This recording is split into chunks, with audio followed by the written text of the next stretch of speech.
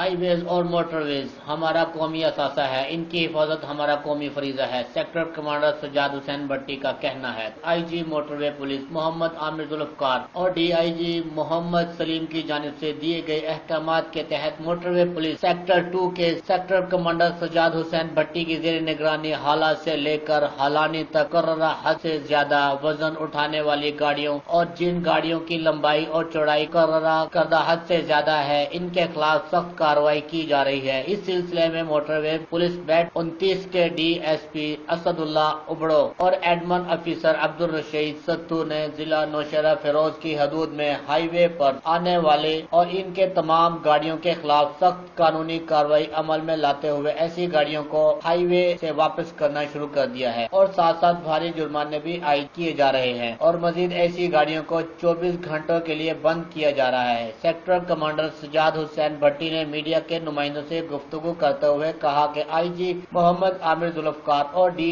آئی جی محمد سلیم نے سختی سے احکامات جاری کیے ہیں کہ ان گاڑیوں کے خلاف مؤثر کارروائی عمل میں لائی جائے اور مزید کہا کہ اوور لوڈنگ نہ صرف ہائی وے اور موٹر ویز کی تباہی کا باعث بنتی ہے بلکہ آپ کی گاڑی کے لیے بھی نقصان دہ ہے۔ اوور لوڈنگ کے باعث قومی شاہراہوں کی ٹوٹ پھوٹ نہ صرف ملکی معیشت کو نقصان پہنچا رہی ہے بلکہ حادثات میں بھی اضافے کا باعث ہے، اس لیے اپنی گاڑیوں کا وزن، چوڑائی، لمبائی مقررہ حد کے مطابق رکھیں جو کہ نیشنل ہائی وے سیفٹی آرڈیننس 2000 میں درج ہے۔ اس کی تفصیلات موٹر وے پولیس اور نیشنل ہائی وے اتھارٹی ویب سائٹ پر بھی موجود ہے۔ موٹر وے پولیس شب و روز آپ کی حفاظت کے لیے شاہراہوں پر 24 گھنٹے موجود ہے۔ قانون پر عمل درآمد کریں اور حادثات کی روک تھام میں موٹر وے پولیس کا ساتھ دیں۔ ہائی وے پر کسی بھی ایمرجنسی کی صورت میں 130 ڈائل کریں، موٹر وے پولیس بر وقت آپ کی مدد کے لیے پہنچے گی۔ کیمرہ مین ٹیم کے ہمراہ ناصر مغل، راج نیوز، نوشہرہ فیروز۔